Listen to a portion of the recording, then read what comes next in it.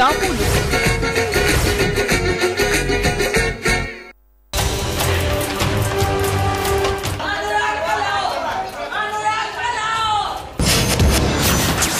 ತಿವಾರಿ ಸಾವಿನ ಅಸಲಿ ಎತ್ತು ಬಯಲಾಗೋದೇ ಡೌಟು.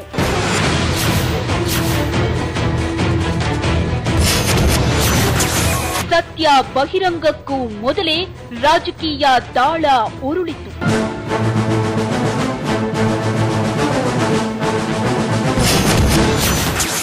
ಕೊಲೆ ಅನುಮಾನಗಳು ಸಹಜ ಸಾವಿನಲ್ಲಿ ಅಂತ್ಯ.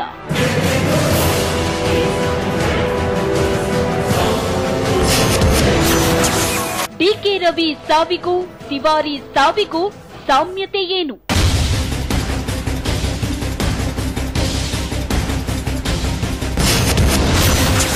ತಿವಾರಿ ಸಾವಿನ ಮಿಸ್ಟ್ರಿ ಕೇಸ್ ಹಿಡಿದಿದೆ ಡಿಕೆ ರವಿ ದಾರಿ.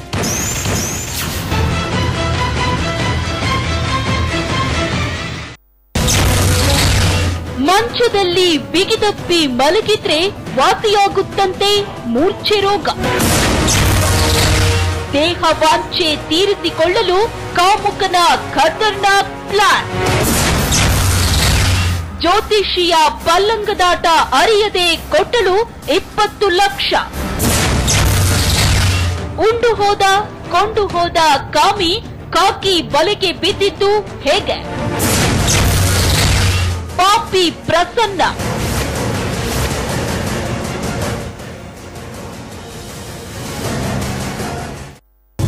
ಸೋರಿಯಾಸಿಸ್ನಿಂದ ನೀವು ಬಳಲುತ್ತಿದ್ದೀರಾ? ಥೈರಾಯ್ಡ್ ಸಮಸ್ಯೆಯಿಂದ ನರಳುತ್ತಿದ್ದೀರಾ? ಬಂಜೆತನದ ಬವಣೆ ನಿಮಗೆ ಕಾಡುತ್ತಿದೆಯಾ?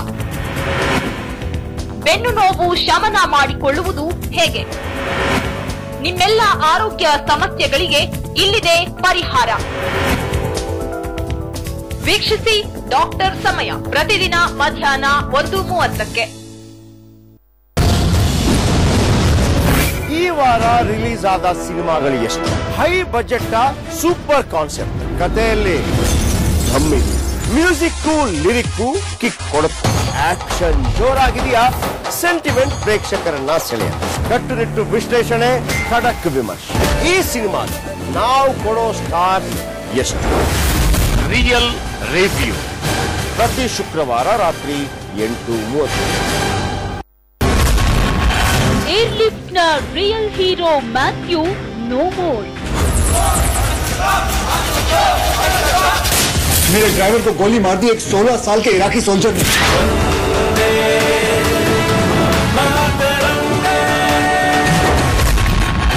ಅಭಿಷೇಕ್ಗೆ ಗುಲಾಬ್ ಜಾಮೂನು ನೀಡಲು ಒಲ್ಲೆ ಅಂದ್ರ ಐಶ್.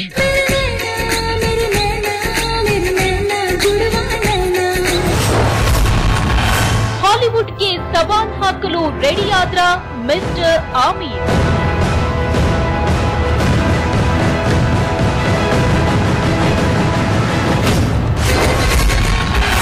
ಕಥೆ ಜಾಮೂನು.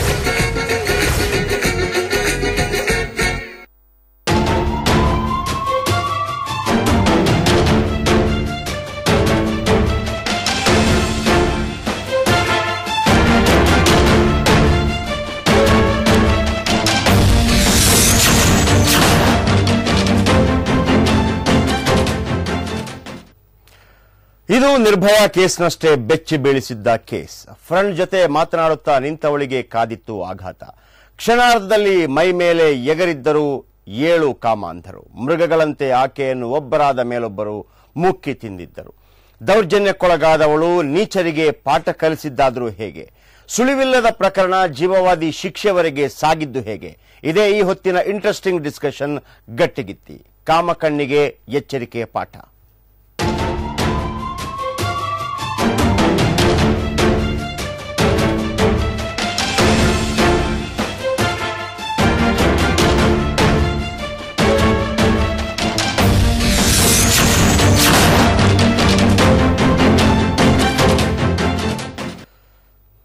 ಅದು ಇಡೀ ರಾಜ್ಯವೇ ಬೆಚ್ಚಿಬಿದ್ದ ಕಾನೂನು ವಿದ್ಯಾರ್ಥಿ ಮೇಲಿನ ಅತ್ಯಾಚಾರ ಪ್ರಕರಣ. ಬೆಂಗಳೂರು ಯೂನಿವರ್ಸಿಟಿ ನೆರಳಲ್ಲೇ ನಡೆದಿತ್ತು ಯುವತಿಯ ಮಾನಭಂಗ. ಇಷ್ಟು ದೊಡ್ಡ ಪ್ರಕರಣವನ್ನ ನಮ್ಮ ಸಿಲಿಕಾನ್ ಸಿಟಿ ಪೊಲೀಸರು ಭೇದಿಸಿದ್ರು ಕೇವಲ 1 ವಾರದಲ್ಲೇ. ಕಾಮುಕರ ಅಟ್ಟಹಾಸಕ್ಕೆ ಬಲಿಯಾಗಿದ್ದು ನೇಪಾಳ ಯುವತಿ. ಬಟ್ ಈ ಪ್ರಕರಣ ಭೇದಿಸಿದ್ದು ಹೇಗೆ? ಈ ಕೃತ್ಯ ಎಸಗಿದ ಕಾಮುಕರು ಯಾರ್ಯಾರು? ಈ ಇಂಟ್ರೆಸ್ಟಿಂಗ್ ಸ್ಟೋರಿ ನೋಡೋಣ. ಮೊದಲು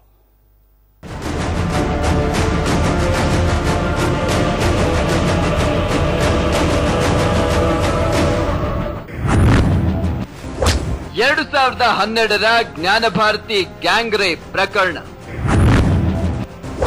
ಎಲ್ಲ ಆರೋಪಿಗಳಿಗೂ ಜೀವಾವಧಿ ಶಿಕ್ಷೆ. 10 ದಿನದಲ್ಲೇ ಪ್ರಕರಣ ಭೇದಿಸಿದ್ದ ಪೊಲೀಸರು. 2012ರ ಅಕ್ಟೋಬರ್ 13ರಂದು ಇಡೀ ಬೆಂಗಳೂರು ಒಂದು ಗ್ಯಾಂಗ್ ರೇಪ್ ಸುದ್ದಿ ಕೇಳಿ ಬೆಚ್ಚಿ ಬಿದ್ದಿತ್ತು. ಅಂದು ರಾತ್ರಿ ತನ್ನ ಸ್ನೇಹಿತನ ಜೊತೆ ಕಾರಿನಲ್ಲಿ ಮಾತನಾಡುತ್ತಾ ಕುಳಿತಿದ್ದ ಕಾನೂನು ವಿದ್ಯಾರ್ಥಿನಿಯನ್ನ ಎಳೆದೊಯ್ದ ಕಾಮುಕರು ಅತ್ಯಾಚಾರವನ್ನ ಎಸಗಿ ಪರಾರಿಯಾಗಿತ್ತು. ಕೇಸ್ ರಿಜಿಸ್ಟರ್ ಮಾಡಿಕೊಂಡ ಜ್ಞಾನಭಾರತಿ ಪೊಲೀಸರು ಆರೋಪಿಗಳ ಪತ್ತೆಗೆ ಸಿದ್ಧವಾಗಿದ್ದರು. ಅಂದು ಈ ಪ್ರಕರಣದ ತನಿಖೆಗೆ ನಿಂತವರು ಅಂದಿನ ಇನ್ಸ್ಪೆಕ್ಟರ್ ಬಾಲರಾಜ್.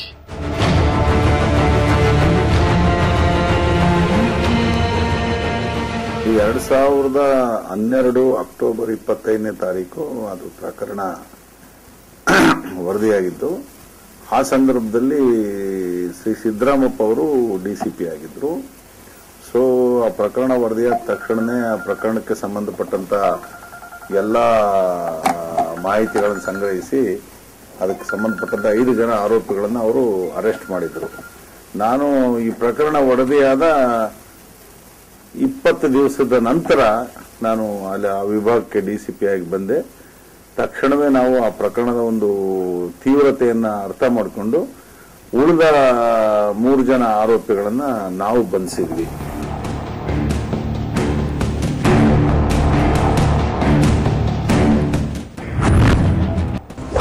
ಧೈರ್ಯವಾಗಿ ಯುವತಿ ನೀಡಿದ್ಲು ಮಾಹಿತಿ. ಲಿಂಕ್ ಸಿಕ್ಕಿತ್ತು ಶಂಕಿತ ಆರೋಪಿಗಳ ರೇಖಾಚಿತ್ರ. ಸುಳಿವು ಕೊಟ್ಟಿತ್ತು ಗರಗಸ ಮತ್ತು ಕೊಡಲಿ. ಅಂದು ಸಂತ್ರಸ್ತ ಯುವತಿಯನ್ನ ಆಸ್ಪತ್ರೆಗೆ ದಾಖಲು ಮಾಡಿದ್ದ ಪೊಲೀಸರು ಪ್ರಕರಣದ ಸಂಬಂಧ ಮಾಹಿತಿಯನ್ನ ನೀಡಲು ಯುವತಿಯ ಮನವೊಲಿಸಲು ನಿಂತಿತ್ತು. ನಂತರ ಆರೋಪಿಗಳ ಮಾಹಿತಿಯನ್ನ ಯುವತಿ ಪೊಲೀಸರ ಮುಂದೆ ಇಟ್ಟಿತ್ತು. ಏಕೆಯ ಮಾಹಿತಿಯನ್ನ ಪಡೆದು ಆರೋಪಿಗಳ ರೇಖಾಚಿತ್ರವನ್ನ ರಚಿಸಲು ಎಕ್ಸ್ಪರ್ಟ್ ಆರ್ಟಿಸ್ಟ್ಗಳನ್ನ ಕರೆಸಲಾಗಿತ್ತು. ಹಾಗಾಗಿ ಅಂದು ನನ್ನನ್ನ ಎಳೆದೊಯ್ದ ಕಾಮುಕರ ಕೈಯಲ್ಲಿ ಕೊಡಲಿ ಮತ್ತು ಗರ್ಗಸ ಹಿಡಿದಿತ್ತು. ಎಲ್ಲ 18ರಿಂದ 20 ವರ್ಷದ ವಯೋಮಾನದವರು ಎಂಬ ಮಾಹಿತಿಯನ್ನ ಸಂತ್ರಸ್ತೆ ನೀಡಿತು.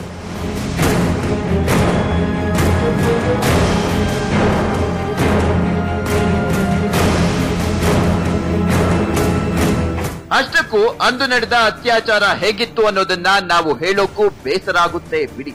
ಇದನ್ನೆಲ್ಲ ಮೆಟ್ಟಿ ನಿಂತ ಯುವತಿ ಪೊಲೀಸರಿಗೆ ಅಂದು ನಡೆದ ಎಲ್ಲಾ ಮಾಹಿತಿಯನ್ನ ವಿವರಿಸಿತ್ತು. ಆ ಕಾರನ್ನ ಸುತ್ತುವರೆದ ಕಾಮುಕರು ಇಬ್ಬರನ್ನ ಆಚೆಗೆ ಎಳೆದು ಹಲ್ಲೆಯನ್ನ ಮಾಡಿತು. ನಂತರ ಆಕೆಯ ಸ್ನೇಹಿತನನ್ನ ಅಲ್ಲೇ ಬಿಟ್ಟು ಯುವತಿಯನ್ನ ಮಾತ್ರ ಯೂನಿವರ್ಸಿಟಿ ಕಾಡಿನೊಳಗೆ ಎಳೆದೊಯ್ದಿದ್ರು. ಅಲ್ಲಿಂದ ಸುಮಾರು 2 ಕಿಲೋಮೀಟರ್ ಕಾಡಿನ ಒಳಗೆ ಎಳೆದೊಯ್ದು ಐಸಕ್ ಕಾಂಪೌಂಡ್ ಅನ್ನ ದಾಟಿದ್ರು. ನಂತರ ಅಲ್ಲೇ ಆಕೆಯನ್ನ ಸುತ್ತುವರೆದ ಕಾಮುಕರು ಸುಮಾರು 1 ಗಂಟೆಗಳ ಕಾಲ 8 ಮಂದಿ ಅತ್ಯಾಚಾರ ಎಸಗಿ ಪರಾರಿಯಾಗಿದ್ರು.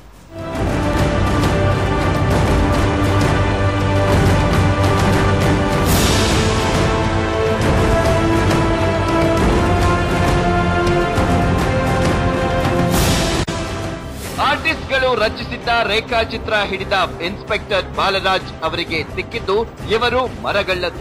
ಯೂನಿವರ್ಸಿಟಿ ಸುತ್ತಮುತ್ತ ಇರೋ ಕಾಡಲ್ಲಿ ಗಂಧದ ಮರ ಕದಿಯೋರು ಅನ್ನೋ ಅನುಮಾನ ವ್ಯಕ್ತಪಟ್ಟಿದೆ. ಆಗ ಯಾರು ಇರಬಹುದು ಎಂದು ಮಾಹಿತಿಯನ್ನ ಕಲೆ ಹಾಕಿದಾಗ ಯೂನಿವರ್ಸಿಟಿಯಲ್ಲಿ ರಾಮನಗರದಿಂದ ಕೆಲವರು ಬಂದು ಮರಗಳ್ಳತನ ಮಾಡ್ತಾರೆ ಅನ್ನೋ ಮಾಹಿತಿ. ಆಗ ಸಿಕ್ಕ ಮಾಹಿತಿ ಇರುಳಿಗರು ಎಂಬ ಜನಾಂಗ.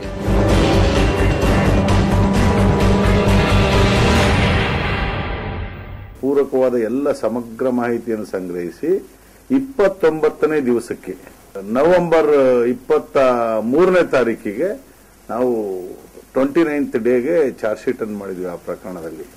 ಅದರ ಜೊತೆಗೆ ಈ ಆರೋಪಿಗಳು ಕಾನೂನಿನ ಮುಷ್ಟಿಯಿಂದ ತಪ್ಪಿಸ್ಕೋಬಾರದು ಅಂತೇಳಿ ಎಲ್ಲ ಆರೋಪಿಗಳ ಮೇಲೆ ಅವರು ಹಿಂದಿರ್ತಕ್ಕಂಥ ಎಲ್ಲ ಪ್ರಕರಣಗಳನ್ನು ಒಟ್ಟಾರೆ ಸಂಗ್ರಹಿಸಿ ಅವರ ಮೇಲೆ ಪ್ರಪ್ರಥಮ ಬಾರಿಗೆ ಈ ರೇಪ್ ಕೇಸ್ನವರಿಗೆ ಗೂಂಡಾ ಆಕ್ಟ್ ಅನ್ನು ಹಾಕಿದ್ವಿ ನಾವು.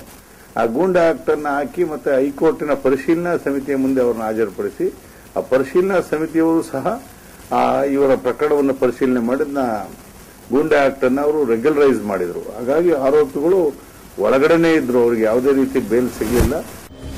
ನಂತರ ರಾಮನಗರಕ್ಕೆ ಹೋದ ಬಾಲರಾಜ್ ಅಂಡ್ ಟೀಮ್ ತಹಶೀಲ್ದಾರ್ ಕಚೇರಿ ಸಂಪರ್ಕವನ್ನ ಮಾಡಿ ರಾಮನಗರ ಜಿಲ್ಲೆಯಲ್ಲಿ ಇರೋ ಈರುಳಿಗ ಜನಾಂಗದ ವೋಟರ್ ಲಿಸ್ಟ್ ಓಪನ್ ಮಾಡಿಸಿದ್ರು.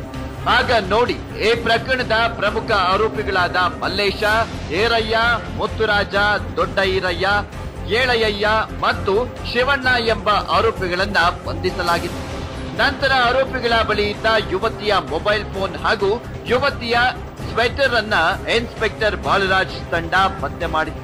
ಯುವತಿ ನೀಡಿದ ಸಹಕಾರ ಹಾಗೂ ಮಾಹಿತಿಯಿಂದ ಕೇವಲ 1 ತಿಂಗಳಲ್ಲೇ ಪ್ರಕರಣದ ಚಾರ್ಜ್ ಶೀಟ್ ಸಲ್ಲಿಕೆ ಮಾಡಲಾಗಿತ್ತು.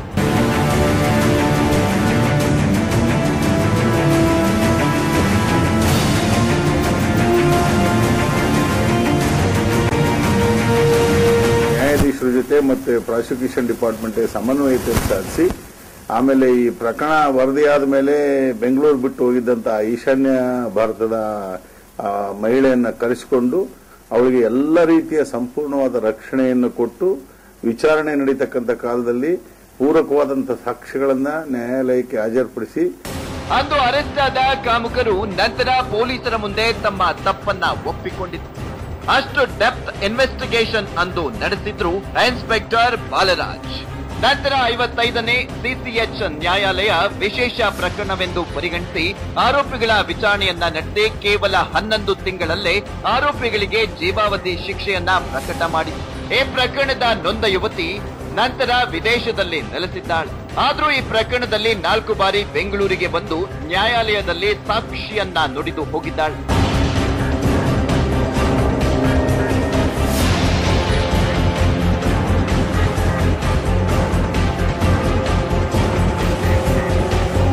ಈ ಒಂದು ಪ್ರಕರಣದಲ್ಲಿ ನಾವು ಪ್ರಕರಣ ವರದಿಯಾಗಿದ್ದು ಅಕ್ಟೋಬರ್ 25, ಬಟ್ ಸೆಪ್ಟೆಂಬರ್ 2013ರಲ್ಲಿ ಎಲ್ಲ 8 ಜನ ಆರೋಪಿಗಳಿಗೆ ಜೀವಾವಧಿ ಶಿಕ್ಷೆಯನ್ನ ವಿಧಿಸಿ ನ್ಯಾಯಾಧೀಶರು ಒಂದು ಇದನ್ನು ಕೊಟ್ಟರು. ಅದು ಒಂದು ಐತಿಹಾಸಿಕ ತೀರ್ಪು ಅಂತೇಳಿ ನಾನು ಭಾವಿಸ್ತೀನಿ. ಅಲ್ಲಿ ನನಗೆ ಹಿಂದಿನ ಬಗ್ಗೆ ಮಾಹಿತಿ ಇಲ್ಲ, ಬಟ್ 11 ತಿಂಗಳ ಒಳಗಾಗಿ ಒಂದು ಈ ರೇಪ್ ಪ್ರಕರಣ ಆ ತೀರ್ಪು ಬಂದದ್ದು ನನ್ನ ಗಮನಕ್ಕೆ ತಿಳಿದಾಗಿ ಇದು ಮೊದಲು ಅಂತೇಳಿ ನಾನು ಭಾವಿಸ್ತೇನೆ.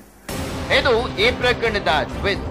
ಎಂದು ತನಗೆ ಆದ ನೋವನ್ನ ಮರೆತು ಆರೋಪಿಗಳಿಗೆ ಶಿಕ್ಷೆಯಾಗಬೇಕು ಅನ್ನೋ ಹಠದಲ್ಲಿ ಆಕೆ ಇಟ್ಟ ಹೆಜ್ಜೆ ಈ ದೇಶದ ನಾರಿಯರಿಗೆ ಮಾದರಿ. ಎಂದು ಆ ಯುವತಿ ವಿದೇಶದಲ್ಲಿ ದೊಡ್ಡ ಉದ್ಯೋಗದಲ್ಲಿದ್ದಾಳೆ. ತನ್ನ ಎಲ್ಲಾ ನೋವನ್ನ ಮರೆತು ತಿಂಗಳಿಗೆ ಲಕ್ಷಾಂತರ ಸಂಬಳವನ್ನ ಪಡೆಯುತ್ತಿದ್ದಾಳೆ. ಈ ಪ್ರಕರಣವನ್ನ ದಕ್ಷ ಹಾಗೂ ಪ್ರಾಮಾಣಿಕವಾಗಿ ಭೇದಿಸಿದ ನಮ್ಮ ಪೊಲೀಸರಿಗೆ ಹ್ಯಾಟ್ಸ್ ಆಫ್.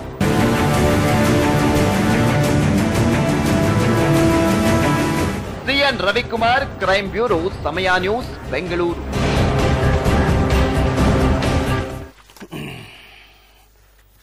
ಎರಡು 2012 ಅಕ್ಟೋಬರ್ನಲ್ಲಿ ನಡೆದಂತಹ ಘಟನೆ. ಆ ಹೆಣ್ಣು ಮಗಳು ಈಗ ವಿದೇಶದಲ್ಲಿ ಒಂದು ಒಳ್ಳೆ ಜಾಬಲ್ಲಿದ್ದಾಳೆ.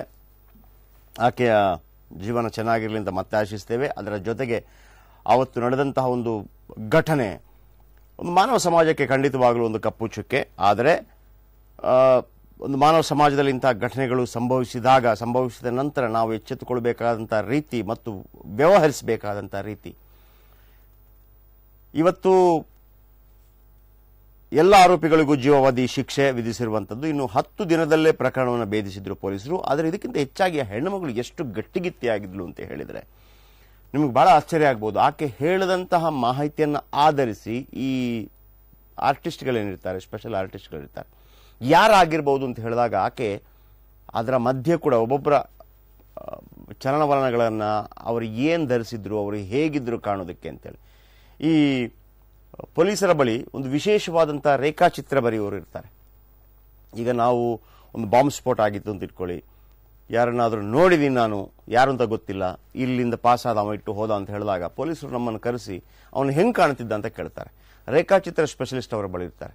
ನಾವು ಹೇಳ್ತಾ ಹೋಗ್ತೀವಿ, ಅವ್ನು ಸ್ವಲ್ಪ ಉದ್ದ ಕೂದಲಿದ್ದ ಸರ್, ಒಂದು ಸ್ವಲ್ಪ ಕಪ್ಪಿದ್ದ ಸರ್, ಮೀಸೆ ಬಿಟ್ಟಿದ್ದೆ ಸರ್, ಗಡ್ಡ ಒಂದು ಚೂರು ಬಿಟ್ಟಿದ್ದೆ ಸರ್, ಒಂದು ಜೀನ್ಸ್ ಪ್ಯಾಂಟ್ ಹಾಕಿದ್ದೆ ಸರ್, ಒಂಥರ ಹೊಟ್ಟೆಗಿಟ್ಟೇನಿಲ್ಲ ಸರ್, ಸ್ವಲ್ಪ ಒಂದು 5 ಫೀಟ್ 5 ಇಂಚ್ ಈ ರೀತಿ ಇರ್ಬೋದು ಸರ್, ಆಮೇಲೆ ಒಂದು ಕಿವಿಗೆ ಇದಾಕೊಂಡಿದ್ದೆ ಸರ್, ಕೈಯಲ್ಲೊಂದು ವಾಚ್ ಕಟ್ಕೊಂಡಿದ್ದೆ ಸರ್ ಅಂತ ಹೇಳುವಾಗ ಅವರು ಒಂದು ರೀತಿಯಲ್ಲಿ ಅದರ ರೇಖಾಚಿತ್ರವನ್ನು ಬರೀತಾ ಹೋಗ್ತಾರೆ. ನಿಮಗೆ ಆಶ್ಚರ್ಯ ಏನಪ್ಪಾ ಅಂತಂದ್ರೆ, ಈಕೆ ಯಾರ ಬಗ್ಗೆ ಹೇಳ್ತಾ ಹೋಗ್ತಾಳೋ, ಯಾವ ರೇಖಾಚಿತ್ರವನ್ನು ಬಿಡಿಸ್ತಾ ಹೋಗಲಾಗುತ್ತೋ ಅದೇ ಫೇಸ್ ಕಂಡು ಬರುತ್ತೆ. ಬನ್ನಿ ಇದರ ಬಗ್ಗೆ. ಹಾಗಾಗಿ ಒಂದು ಕಡೆ ಒಂದು ಹೆಣ್ಣುಮಗಳಿಗೆ ಆದಂತಹ ಅನ್ಯಾಯದ ಬಗ್ಗೆ ಬೇಸರ, ದುಃಖದ ಜೊತೆಗೆ ಇಂಥ ಸಂದರ್ಭಗಳು ಎದುರಾದಾಗ, ಅನಿವಾರ್ಯವಾಗಿ ಎದುರಾದಂಥ ಸಂದರ್ಭದಲ್ಲಿ ಯಾವ ರೀತಿಯಲ್ಲಿ ಗಟ್ಟಿಗಿತ್ತಿಯಾಗಿರಬೇಕು ನಾವು ಪದೇ ಪದೇ ಹೇಳ್ತಾ ಇರ್ತೀವಿ. ಇದೊಂದು ದೊಡ್ಡ ಹೋರಾಟ. ಇದು ಅಂತ್ಯ ಯಾವಾಗ ಅಂತ ಒಂದು ಫುಲ್ ಸ್ಟಾಪ್ ಇಲ್ಲ ಅದಕ್ಕೆ. ಆದರೆ ಅಲ್ಲಿ ತನಕದ ಹೋರಾಟ ಇದೆಯಲ್ಲ, ಫಾರ್ ಎಕ್ಸಾಂಪಲ್ ನಾವು ಈ ಸ್ವಾತಂತ್ರ್ಯ ಸಂಗ್ರಾಮದ ಸಂದರ್ಭದಲ್ಲಿ ಯಾವಾಗ ಸ್ವಾತಂತ್ರ್ಯ ಸಿಗುತ್ತೆ ಅಂತ ಯಾರಿಗೂ ಗೊತ್ತಿರಲಿಲ್ಲ, ಬಟ್ ತುಂಬ ತಲೆಗಳು ಉರುಳು ಹೋಯ್ತು ಆ ಸಂದರ್ಭದಲ್ಲಿ. ಆದರೆ ಅವರು ಯಾರಿಗೂ ಕೂಡ ಅದರ ಬಗ್ಗೆ ನಿರೀಕ್ಷೆ ಇರಲಿಲ್ಲ ಅಂತಲ್ಲ, ಅಯ್ಯೋ ಇಷ್ಟೆಲ್ಲ ಜನ ಸತ್ತೋಗ್ಬಿಟ್ರಲ್ಲ, ಇನ್ನೇನು ಸ್ವಾತಂತ್ರ್ಯ ಸಂಗ್ರಾಮ, ಹಿಂಗೆಲ್ಲ ಯಾರು ಮಾಡಲಿಲ್ಲ.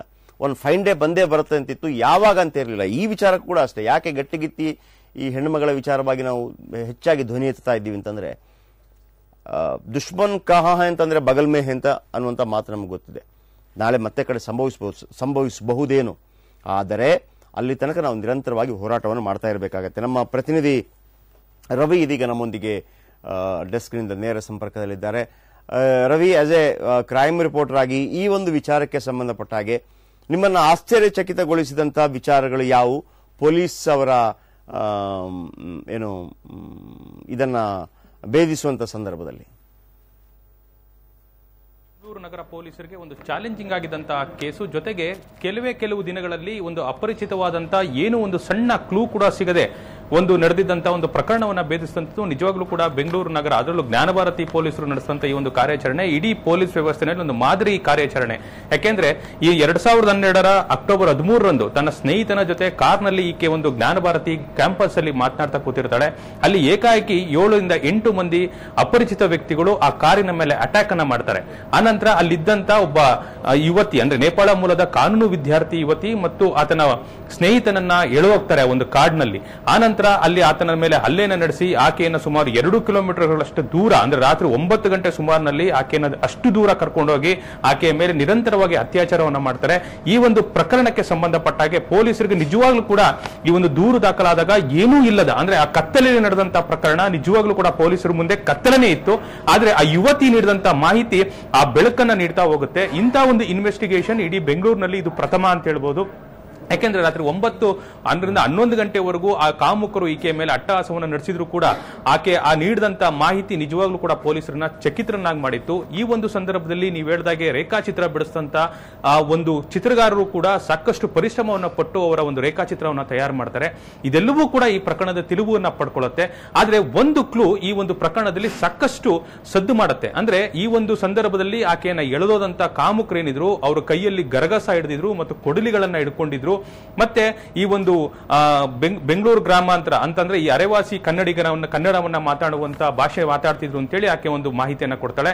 ಅಲ್ಲಿಗೆ ಪೊಲೀಸರಿಗೆ ಈ ಒಂದು ಅಪರಿಚಿತ ವ್ಯಕ್ತಿಗಳು ಯಾರು ಅನ್ನೋದ್ರ ಬಗ್ಗೆ ಸಾಕಷ್ಟು ಮಾಹಿತಿಯನ್ನ ಕಲೆ ಹಾಕಿದಾಗ ಪೊಲೀಸರ ಮುಂದೆ ಬಂದಂತ ಒಂದು ಸಣ್ಣ ಸುಳಿವು ಏನು ಅಂತಂದ್ರೆ, ಇವರು ಆ ಒಂದು ಜ್ಞಾನಭಾರತಿ ಕಾಂಪಸ್ ಅಲ್ಲಿ ಮರಗಳನ್ನ ಕಳ್ಳತನ ಮಾಡಿ ಸಾಗಾಟ ಮಾಡೋರು ಅನ್ನೋ ಮಾಹಿತಿ ಸಿಗುತ್ತೆ. ಈ ಒಂದು ಮಾಹಿತಿಯನ್ನ ಬೆನ್ನತ್ತಿ ಹೋದಂತ ಪೊಲೀಸರಿಗೆ ರಾಮನಗರ ಮೂಲದಿಂದ ಬಂದು ಇಂಥ ಕಳ್ಳತನವನ್ನ ಮಾಡಿ ಸಾಕಷ್ಟು ಬಾರಿ ಸಿಕ್ಕಬದ್ದಿದ್ರು ಅನ್ನುವಂತಹ ಮಾಹಿತಿ ಕೂಡ ಲಭ್ಯವಾಗುತ್ತೆ.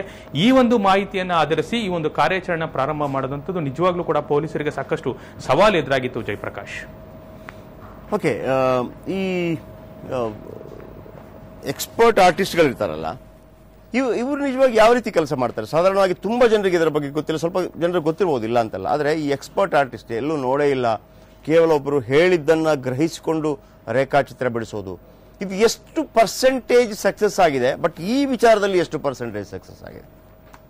ಜಯಪ್ರಕಾಶ್, ನಿಜವಾಗ್ಲೂ ಕೂಡ ಪೊಲೀಸರಿಗೆ ಇವತ್ತು ಹೆಚ್ಚಿನ ರೀತಿಯಲ್ಲಿ ಅಪರಿಚಿತ ವ್ಯಕ್ತಿಗಳ ಮತ್ತು ಅಪರಿಚಿತ ಪ್ರಕರಣಗಳನ್ನ ಪತ್ತೆ ಮಾಡ್ತಾ ಇರುವಂತದ್ದು ಈ ರೇಖಾಚಿತ್ರಗಾರರಿಂದನೇ. ಯಾಕೆಂದ್ರೆ ನಮ್ಮಲ್ಲಿ ಸಾಕಷ್ಟು ಬಾಂಬ್ ಬ್ಲಾಸ್ಟ್ ಪ್ರಕರಣಗಳಿರ್ಬೋದು, ಜೊತೆಗೆ ಈ ಒಂದು ಅತ್ಯಾಚಾರ ಪ್ರಕರಣ ಇರ್ಬೋದು, ಇದರಲ್ಲಿ ವ್ಯಕ್ತಿ ಹೇಳ್ತಿದ್ದ ಹಾಗೆ ಒಂದು 6th ಸೆನ್ಸ್ ಅಂತ ಹೇಳ್ತೀವಿ ನಾವು, ಅಂತಂದ್ರೆ ಯಾವುದೋ ಒಂದು ಊಹೆ ಮಾಡ್ಕೊಳ್ಳುವಂತದ್ದು ಮತ್ತೆ ಅದ್ರ ಬಗ್ಗೆ ಸಾಕಷ್ಟು ಗ್ರಹಿಕೆಯನ್ನ ಹೊಂದಿರಬಹುದು. ಅಂದ್ರೆ ಒಬ್ಬ ವ್ಯಕ್ತಿಯ ವೇಷಭಾವವನ್ನು ಹೇಳ್ತಿದ್ದ ಹಾಗೆ ಆತ ಅದನ್ನ ಗ್ರಹಿಕೆ ಮಾಡ್ಲಿಕ್ಕೆ ಶುರು ಮಾಡ್ತಾನೆ.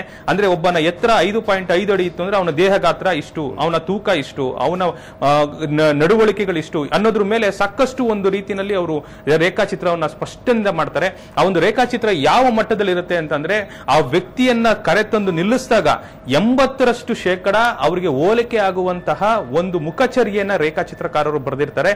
ಇಲ್ಲಿ ನಮ್ಮ ದೇಶದಲ್ಲಿ ಇಂಥ ರೇಖಾಚಿತ್ರಕಾರರು ಕೇವಲ 50 ರಿಂದ 60 ಜನ ಎಕ್ಸ್ಪರ್ಟ್ಗಳು ಇವತ್ತು ಕೆಲಸ ಮಾಡ್ತಾ ಇದ್ದಾರೆ. ಅದರಲ್ಲಿ ಬೆಂಗಳೂರಿನಲ್ಲೂ ಕೂಡ 10 ರಿಂದ 15 ಮಂದಿ ಈ ಒಂದು ಎಕ್ಸ್ಪರ್ಟ್ಗಳು ಕರ್ನಾಟಕ ಪೊಲೀಸ್ ಇಲಾಖೆಯಲ್ಲಿ ಕೆಲಸ ಮಾಡ್ತಾ ಇದ್ದಾರೆ.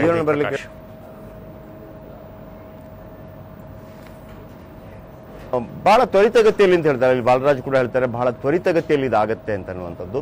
ಈ ರಾತ್ರಿ ಹೊತ್ತಲ್ಲಿ ಆದಂತ ಈ ಘಟನೆ, ಈ ಬಾಕಿ ಘಟನೆಗಳಿಗೆ ಹೋಲಿಸಿದಾಗ ಉಳಿದಂಥದ್ದು ಭೇದಿಸೋದ್ರಲ್ಲಿ ತುಂಬಾ ಹಿಂದೆ ಬೀಳ್ತೀವಿ. ಯಾವುದೇ ಘಟನಾವಳಿಗಳಾಗಿರಲಿ, ಈಗ ಫಾರ್ ಎಕ್ಸಾಂಪಲ್ ATM ಅಲ್ಲಿ ನಡೆದಂತಹ ಒಂದು ಅಟ್ಯಾಕ್ ಪ್ರಕರಣ ಇರಲಿ, ಅದು ಬಹಳ ದಿನಗಳಾಗೋಗುತ್ತೆ ಆತನ ಪತ್ತೆ ಹಚ್ಚೋದಕ್ಕೆ ಬೇಕಾಗಿ. ಇಲ್ಲಿ ಪೊಲೀಸರು ತೋರಿಸಿದಂತಹ ಒಂದು ಏನು ಅದಮ್ಯವಾದಂತಹ ಪ್ರೊಫೆಷನಲಿಸಂ, ಅದರ ಬಗ್ಗೆ ಏನ್ ಹೇಳ್ತೀವಿ?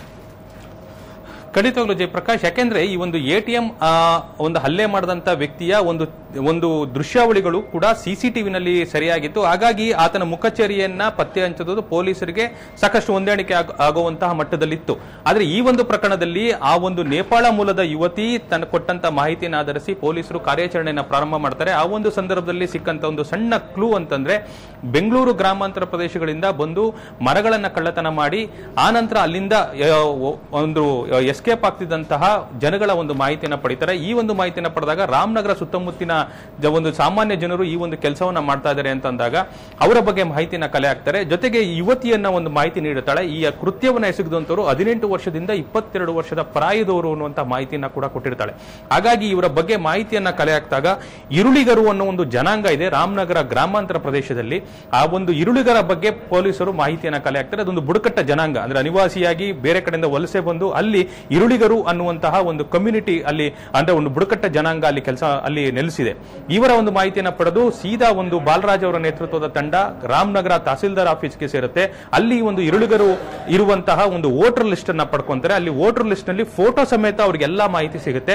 ಆ ಕೆಲವು ಮಾಹಿತಿಗಳನ್ನ ಆ ಯುವತಿಗೆ ನೀಡಿದಾಗ 4 ಜನಗಳನ್ನ ಅವಳು ಮುಖಚರ್ಯೆಯನ್ನ ಪತ್ತೆ ಹಚ್ಚುತ್ತಾಳೆ. ಆ ಒಂದು ಸಂದರ್ಭದಲ್ಲಿ 4 ಜನಗಳನ್ನ ಬಂಧನ ಮಾಡಿದ ನಂತರ ಅವರನ್ನ ಒಂದು ಐಡೆಂಟಿಫಿಕೇಶನ್ ಪೀರಿಯಡ್ ಅಲ್ಲಿ ಕೂಡ ಯುವತಿ ಗುರುತಿಸ್ತಾಳೆ. ಆ ನಂತರ ಇನ್ನು ಉಳಿದಂತ 3 ಜನ, ಅಂದ್ರೆ ಒಟ್ಟು 7 ಜನನ್ನ ಈ ಒಂದು ಪೊಲೀಸರು ಈ ಒಂದು ತನಿಖೆನಲ್ಲಿ ಬಂಧನ ಮಾಡ್ತಾರೆ. ಜಯಪ್ರಕಾಶ್, ವೀಕ್ಷಕರೇ ಮತ್ತೊಮ್ಮೆ ಹೇಳ್ತೀನಿ, 2012ರಲ್ಲಿ ಜ್ಞಾನಭಾರತಿ ಗ್ಯಾಂಗ್ ರೇಪ್ ಪ್ರಕರಣ ಬಹಳಷ್ಟು ದೊಡ್ಡ ಸದ್ದು ಮಾಡಿತ್ತು. ಅದಕ್ಕಿಂತ ಹೆಚ್ಚಾಗಿ ಬೆಂಗಳೂರಿನ ಒಂದು ಹಿರಿಮೆಗೆ ಅದೊಂದು ದೊಡ್ಡ ಕಪ್ಪು ಚುಕ್ಕಿಯಾಗಿತ್ತು. ನಿಜ, ಪೊಲೀಸರು 10 ದಿನಗಳ ಒಳಗಾಗಿ ಪ್ರಕರಣವನ್ನು ಭೇದಿಸ್ತಾರೆ. ಆದರೆ ಒನ್ಸ್ ಅಗೈನ್ ಆ ಹೆಣ್ಣು ಮಗಳೇ ಅಲ್ಲಿ ಸೆಲ್ಯೂಟ್ಗೆ ಅರ್ಹಳಾಗ್ತಾಳೆ ಮತ್ತೊಮ್ಮೆ. ಯಾಕಂತಂದ್ರೆ ಆ 9 ರಿಂದ 11 ಗಂಟೆ ಸಂದರ್ಭದಲ್ಲಿ ಆಕೆ ತೋರಿದಂತಹ ದಿಟ್ಟತನ ಇದೆಯಲ್ಲ, ಗಟ್ಟಿಗಿತ್ತಿ ಅಂತ ನಾವು ಅದಕ್ಕೆ ಇವತ್ತು ಟೈಟಲ್ ಕೊಟ್ಟಿದ್ದು. ಆ ಕಾರಣದಿಂದಾಗಿ ಮಾತ್ರ ಹಿಡಿಯೋಕೆ ಸಾಧ್ಯವಾಯಿತು, ಅವರನ್ನ ಜೈಲ್ಗಟ್ಟುವುದಕ್ಕೆ ಸಾಧ್ಯವಾಗತ್ತೆ. ಇವತ್ತು ಆ ಹೆಣ್ಣುಮಗಳು ವಿದೇಶದಲ್ಲಿ ಒಂದು ಒಳ್ಳೆ ಸಂಬಳ ಪಡೆಯುವಂಥ ಕೆಲಸದಲ್ಲಿದ್ದಾಳೆ. ಅವಳ ಜೀವನ ಸುಖಮಯವಾಗಿರಲಿ ಅಂತೇಳಿ ಮತ್ತೆ ಮತ್ತೆ ಹಾರೈಸ್ತೀವಿ. ಹಾಗೇನೆ ಇಂಥ ಘಟನೆಗಳನ್ನು ಯಾಕೆ ನಾವು ಪದೇ ಪದೇ ಹೇಳ್ತಾ ಇದ್ದೀವಿ ಅಂತಂದ್ರೆ, ಆತಂಕಗಳಿಲ್ಲದ ದಿನಗಳು ಇರೋದಿಲ್ಲ. ಆದರೆ ಭಗವಂತನ ನಂಬದೇ ಇರಿ. ಪ್ರತಿಯೊಂದು ವಿಚಾರಗಳು ಹೇಗೆ ಅಂತಂದ್ರೆ, ಆತಂಕವನ್ನ ಹೇಗೆ ಎದುರಿಸಬೇಕು ಅಂತ ಕಲಿಸ್ಕೊಡೋದೇ ಬಹಳ ಗಟ್ಟಿತನ ಆಗತ್ತೆ. ಈ ವಿನ್ಸ್ಟನ್ ಚರ್ಚಿಲ್ ಅವರೊಂದು ವಿಚಾರವನ್ನು ಹೇಳಿದ್ರಲ್ಲ, ಹಸಿದವರಿಗೆ ಮೀನು ಕೊಡೋದಕ್ಕಿಂತ ಮೀನು ಹಿಡಿಯೋದು ಕಲಿಸ್ಕೊಡ್ಬೇಕು ಅಂತ ಹೇಳಿದ ಹಾಗೇನೆ ಇದು ಆಗದೇ ಇರೋದು ಬಹಳ ಒಳ್ಳೆಯದು. ಬಟ್ ಆದ ಸಂದರ್ಭದಲ್ಲಿ ಏನಾಗಬೇಕು ಅನ್ನೋದು ಕೂಡ ಬಹಳ ಇಂಪಾರ್ಟೆಂಟ್ ಆಗುತ್ತೆ. ಹಾಗಿದ್ದಾಗ ಮಾತ್ರ ಈ ಕೊಲೆಗಡುಕರಿರ್ಬೋದು ಅಥವಾ ಇಂಥ ಪೈಶಾಚಿಕ ಕೃತ್ಯ ಎಸಗುವರಿರ್ಬೋದು ಅವರಿಗೆ ಕಾನೂನಿನ ಸರಪಳಿಯ ಬಿಗಿ ಗೊತ್ತಾಗುತ್ತೆ. ಈಗೊಂದು ಬ್ರೇಕ್ ತಗೊಳ್ತೀನಿ. ಬ್ರೇಕ್ ಆದ ನಂತರ ನನ್ನ ಜೊತೆ ಸಾಕಷ್ಟು ಗಣ್ಯ ಅತಿಥಿಗಳು ಬಂದಿದ್ದಾರೆ. ಬಿ ಗೀತಾ ಅವರಿದ್ದಾರೆ, ಸಾಹಿತಿ ಲೇಖಕರು ಹಾಗೂ ಮಹಿಳಾ ಪರ ಹೋರಾಟಗಾರರು. ಕಾರ್ಯಕ್ರಮಕ್ಕೆ ಸ್ವಾಗತಮ್ಮ. ಇನ್ನು ವಿಮಲಾ ಮೇಡಮ್ ಅವರಿದ್ದಾರೆ, ಮಹಿಳೆಯರು ಮತ್ತು ಮಕ್ಕಳ ಮೇಲಿನ ದೌರ್ಜನ್ಯ ಹಾಗೂ ಲೈಂಗಿಕ ಕಿರುಕುಳ ತಡೆ ಕುರಿತ ತಜ್ಞರ ಸಮಿತಿ ಸದಸ್ಯರು ಹಾಗೂ ಜನವಾದಿ ಸಂಘಟನೆ ಮುಖಂಡರು. ನಮಸ್ಕಾರ ಮೇಡಮ್, ಕಾರ್ಯಕ್ರಮಕ್ಕೆ ಸ್ವಾಗತ. ಇನ್ನು ಗಿರೀಶ್ ಅವರಿದ್ದಾರೆ, ರವೀಂದ್ರ ಅವರಿದ್ದಾರೆ, ಹಿರಿಯ ವಕೀಲರು. ತಮಗೂ ಕೂಡ ಕಾರ್ಯಕ್ರಮಕ್ಕೆ ಸ್ವಾಗತ ರವೀಂದ್ರ ಅವರೇ. ಈಗೊಂದು ಬ್ರೇಕ್ ತಗೊಳ್ತೀನಿ. ಬ್ರೇಕ್ ಆದ ನಂತರ ಈ ಚರ್ಚೆ ಮುಂದುವರಿಯುತ್ತೆ. 11 ಗಂಟೆಗೆ ನೀವು ಕೂಡ ಈ ಚರ್ಚೆಯಲ್ಲಿ ಭಾಗವಹಿಸಬಹುದು. ಯಾಕಂತಂದ್ರೆ ಇದು ಒಂದು ಹೆಣ್ಣುಮಗಳು ಅಂತ ಹೇಳುವಾಗ ಕೇವಲ ಪುರುಷರಿಗೆ ಸೀಮಿತ, ಮಹಿಳೆಯರಿಗೆ ಸೀಮಿತ, ಅಥವಾ ಆ ಜಾತಿಗೆ ಸೀಮಿತ, ಈ ಜಾತಿಗೆ ಸೀಮಿತ ಅಂತಲ್ಲ. ಎಲ್ಲ ಪ್ರತಿಯೊಂದು ಮನೆಯಲ್ಲೂ ಹೆಣ್ಮಗಳಿದ್ದಾಳೆ. ಸೊ ಹಾಗಾಗಿ ಅಟ್ಲೀಸ್ಟ್ ಪ್ರತಿಯೊಬ್ಬರೂ ಭಾಗವಹಿಸಬೇಕು, ಚರ್ಚೆಯಲ್ಲಿ ಭಾಗವಹಿಸಬೇಕು ಅಂತ ನಾನು ಹೇಳ್ತಾ ಇಲ್ಲ. ಈ ಒಂದು ವಿಚಾರ ಸಂಕಿರಣ ಏನು ನಡೆಯುತ್ತೆ ಅಥವಾ ಯಾವುದೇ ವಿಚಾರಕ್ಕೆ ಸಂಬಂಧಪಟ್ಟ ಹಾಗೆ ಅದನ್ನು ಮತ್ತೊಬ್ಬರಿಗೆ ತಿಳಿ ಹೇಳುವಂಥ ಪ್ರಯತ್ನಗಳಾಗಬೇಕು. ಆಗಿದ್ದಾಗ ಮಾತ್ರ ಒಂದು ಸಮಾಧಾನಯುತ, ಶಾಂತಿಯುತ ಒಂದು ಸಮಾಜ ನಿರ್ಮಾಣ ಸಾಧ್ಯವಾಗುತ್ತೆ ಅನ್ನುವಂಥ ಆಶಯ ನಮ್ಮದು. ಈಗೊಂದು ಬ್ರೇಕ್.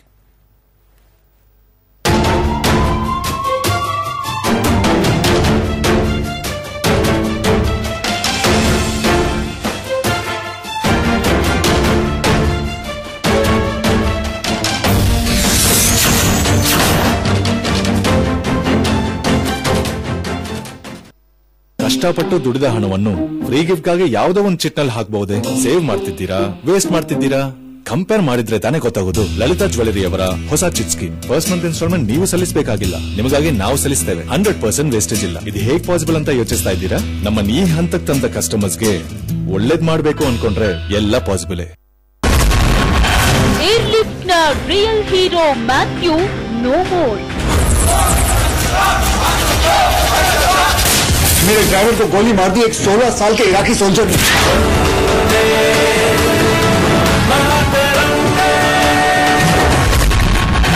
ಅಭಿಷೇಕ್ಗೆ ಗುಲಾಬ್ ಜಾಮೂನು ನೀಡಲು ಒಲ್ಲೆ ಅಂದ್ರ ಐಶ್.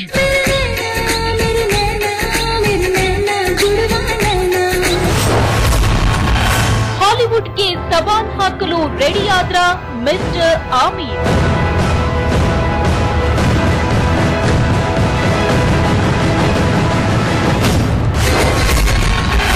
ಕಥಿ ಜಾಮೂನು. ಕಾರ್ಯಕ್ರಮದ ಪ್ರಾಯೋಜಕರು ಅಕ್ಷಯ ತೃತೀಯೆಂದು ವೇಸ್ಟೇಜ್ನಲ್ಲಿ ಇನ್ನು 1% ಕಡಿಮೆ. ಲಲಿತಾ ಜ್ಯುವೆಲರಿ.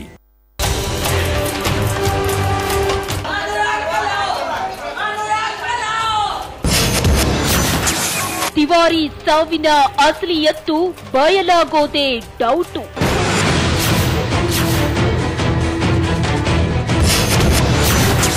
ಸತ್ಯ ಬಹಿರಂಗಕ್ಕೂ ಮೊದಲೇ ರಾಜಕೀಯ ದಾಳ ಉರುಳಿತು.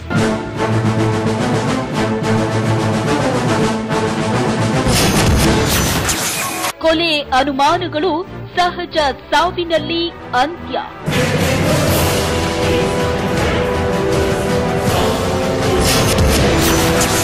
ಡಿಕೆ ರವಿ ಸಾವಿಗೂ ತಿವಾರಿ ಸಾವಿಗೂ ಸಾಮ್ಯತೆ ಏನು?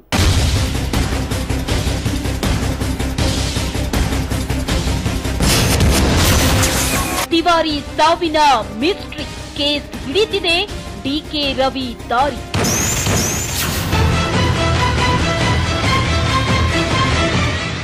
ಪಟ್ಟು ದುಡಿದ ಹಣವನ್ನು ಫ್ರೀ ಗಿಫ್ಟ್ ಗಾಗಿ ಯಾವುದೋ ಒಂದು ಚಿಟ್ನಲ್ಲಿ ಹಾಕಬಹುದೇ? ಸೇವ್ ಮಾಡ್ತಿದ್ದೀರಾ, ವೇಸ್ಟ್ ಮಾಡ್ತಿದ್ದೀರಾ?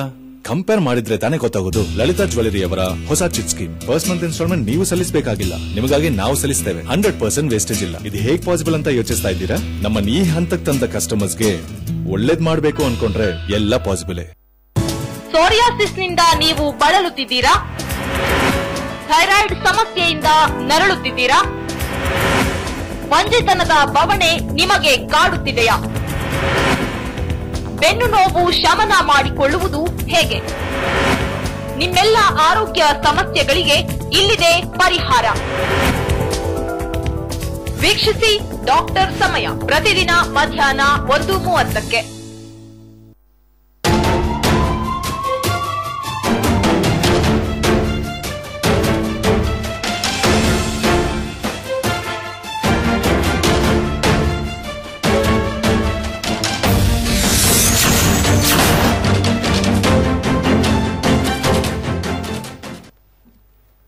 ಕಾಮದ ಕಣ್ಣಿಗೆ ಎಚ್ಚರಿಕೆ ಪಾಠ. ಆಕೆ ಗಟ್ಟಿಗಿತ್ತಿ, ಆಕೆ ಚೆನ್ನಾಗಿರಲಿ. ಆಕೆ ಇವತ್ತು ಅನೇಕ ಪಾಠಗಳನ್ನು ಕಾಮುಕರಿಗೆ ಕಲಿಸಿ ಹೋಗಿದ್ದಾಳೆ ಮತ್ತು ಹೆಣ್ಣು ಮಕ್ಕಳಿಗೂ ಒಂದು ನೀತಿ ಬೋಧೆಯನ್ನು ಹೇಳಿ ಹೋಗಿದ್ದಾಳೆ. ಎಸ್ ವಿಮಲಾ ಅವರೇ, ಈ ಒಂದು ಘಟನಾವಳಿ ಬಗ್ಗೆ 5 ವರ್ಷಗಳ ಹಿಂದೆ ಸಾಕಷ್ಟು ಸುದ್ದಿ ಮಾಡಿತ್ತು, ಸಾಕಷ್ಟು ಚರ್ಚೆಗಳು ಕೂಡ ಆಯಿತು.